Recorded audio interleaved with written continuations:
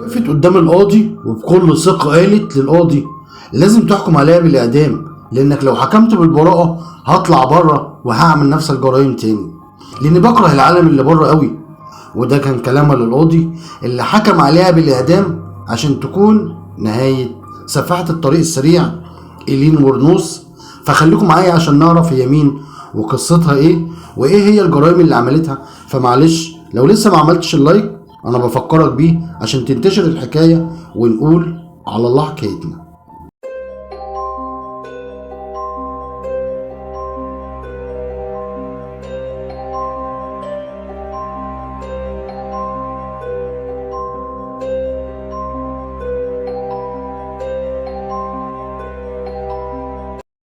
السلام عليكم اعزائي المتابعين والمشاهدين في كل مكان من كل انحاء العالم العربي. وبتبدأ قصتنا في الفترة ما بين شهر ديسمبر سنة 1989 ولحد شهر سبتمبر سنة 1990. اكتشفت الشرطة جثث وعربيات مهجورة ومركونة على الطريق السريع في شمال وسط ولاية فلوريدا الأمريكية.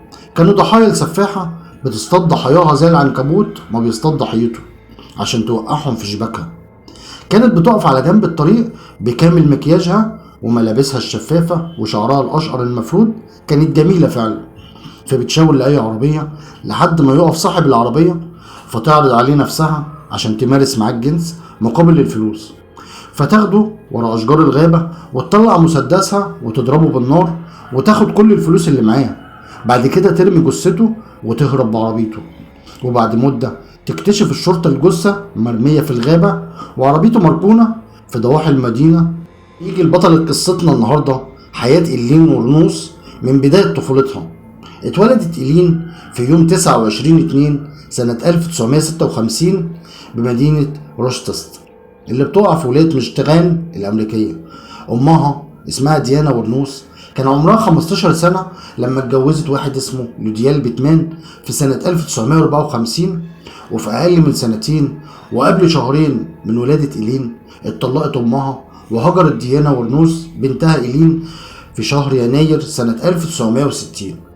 كان عمرها في الوقت ده 4 سنين واتنقلت إيلين هي وأخوها الكبير كيس عشان يعيشوا في بيت جدها وجدتها لوريا بيراتا وورنوس اللي اتبنوهم في سنة 1960. وإيلين ما عرفتش حنان الأب والأم لأن أمها هجرتها وهي لسه طفلة، وأبوها كان مريض بشيزوفرينيا وكان متهم بجرائم جنسية ضد الأطفال وانتحر وشنق نفسه في زنزانته سنة 1969. وحياتها في بيت جدها ما كانتش كويسة لأنهم كانوا بيعاملوها أسوأ معاملة، ولأنها كانت بتفكرهم ببنتهم المشاغبة اللي هربت من البيت واعتقادهم إنها تكون زي أمها في سلوكها. ونتيجة المعاملة والظروف السيئة ديت عملت إيلين علاقات جنسية في المدرسة مع زمايلها عشان خاطر الأكل والمخدرات وهي في سن 11 سنة. وكمان عملت علاقة جنسية مع أخوها كيس، والعلاقات اتوسعت لحد ما وصلت إن جدها نفسه كان بيجبرها إنها تتعرى قدامه وتخلع هدومها كلها، وكان بيضربها وبيعتدي عليها جنسيا لما بيكون سكران. ايه القرف ده؟ استغفر الله العظيم. واللي زاد الطين بله بقى زي ما بيقولوا ان اصدقاء جدها هم كمان كانوا بيغتصبوها. والله البت دي اتعذبت فبقت حامل في سن 14 سنة، وده كان سنة 1970. واضطرت انها تولد في بيت ولادة للستات اللي مش متجوزين، وسابت طفلها هناك وهربت. وبعد كده اتطردت من المدرسة وزادت مشاكلها بعد موت جدتها. وبعد سنة بالظبط طردها جدها من البيت فبدأت تشتغل في بيوت الجنس التجاري عشان خاطر الفلوس وانها تقدر تعيش. وتورطت إيلين في مشاكل كتير مع الشرطة.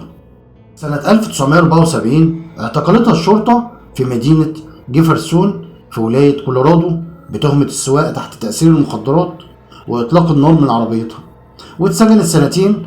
وفي سنة 1976 اتنقلت إيلين عشان تعيش في ولاية فلوريدا، وهناك اتعرفت على واحد اسمه لويس جرتازيفيل، وهو راجل عجوز في السبعينات عنده نادي لليخوت. وعاشت معاه ولكن شهر واحد وسابته بسبب خناقهم مع بعض وضربته بعصاية على راسه وهربت لبلدها في ولاية ميشيغان. وبرضه اعتقلتها الشرطة بسبب ازعاج المواطنين. دي اتعودت على السجن بقى.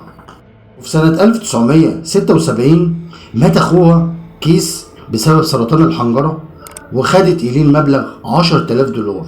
بوليس التأمين كان مأمن أخوها على حياته، واتطلقت من جوزها العجوز في نفس السنة، واشترت عربية واتنقلت عشان تعيش في ولاية فلوريدا مرة تانية بمدينة دايتون بيتش سنة 1986. وهناك اتعرفت على بنت مثلية، أكيد انتم عارفين يعني ايه مثلية، مش لازم أفصل بقى عشان اليوتيوب، واسمها تيرا مورا. وعاشت معاها إيلين لمدة 4 سنين في شقة واحدة، وكانت أسعد سنين حياتها، رغم إنها عملت مشاكل كتير مع الشرطة، واعتقلتها الشرطة كذا مرة بتهمة السطو المسلح على المحلات وتزوير شيكات للبنوك. ونرجع لاكتشاف جثث الطريق السريع. وبشكل غريب ومتكرر اكتشفت الشرطة جثث لضحايا من الرجالة مقتولين على الطريق السريع وسط الغابات في ولاية فلوريدا من شهر ديسمبر سنة 1989 لحد شهر سبتمبر سنة 1990. والضحايا هما: أول واحد اسمه ريتشارد مالوري، 51 سنة، مالك محل لبيع الأدوات الكهربائية والإلكترونية. في يوم 1/12 سنة 1989 لقوا عربيته مركونة على جنب الطريق، وبعد يوم 13/12 يعني بعد 13 يوم اكتشفوا جثته في الغابة القريبة من الطريق، متصاب بكذا طلقة، منها طلقتين في الرئة اليسرى اتسببت في قتله. والضحية التانية هو ديفيد سيبراز، 43 سنة، مهنته مزارع جنايني، واكتشفوا جثته بتاريخ يوم 1/5 سنة 1990. كان عريان من غير أي هدوم خالص، وكانت الجثة متصابة ب6 طلقات في الصدر والبطن من مسدس عيار 22 مللي اللي هو بتاع إيلين. والضحية التالتة هو تشارلز كاردسون، 40 سنة، اكتشفوا برضو جثته في يوم 6/5 سنة 1990، متصاب ب9 طلقات تحت الصدر وفوق البطن. والضحية الرابعة اسمه ترواي بوريس، 50 سنة، بيشتغل بياع سجق، وبلغوا انه اختفى بتاريخ 31/7 سنة 1990، واكتشفوا جثته في يوم 4/8/1990، وكانت متحللة بشكل كبير ومتصاب بطلقتين رصاص. والضحية الخامسة هو تشارلز ديك كامفريس، 56 سنة، عقيد متقاعد في سلاح الجو الأمريكي. عثروا على جثته في يوم 12/9 سنة 1990، وكان لابس هدومه كاملة ومتصاب ب6 طلقات في الراس والجسم. والضحية السادسة والتر جينو أنطونيو، 62 سنة، ولقوا جثته يوم 19/11/1990، وكانت جثته عريانة وسط الشجر ومتصاب ب4 طلقات رصاص في الراس.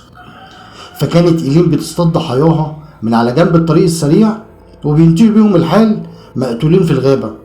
ولحد هنا بينتهي معانا الجزء الأول من قصتنا، واستنوني إن شاء الله بعد يومين عشان نكمل مع بعض الجزء التاني من قصة سفاحة الطريق السريع إيلين وورنوس.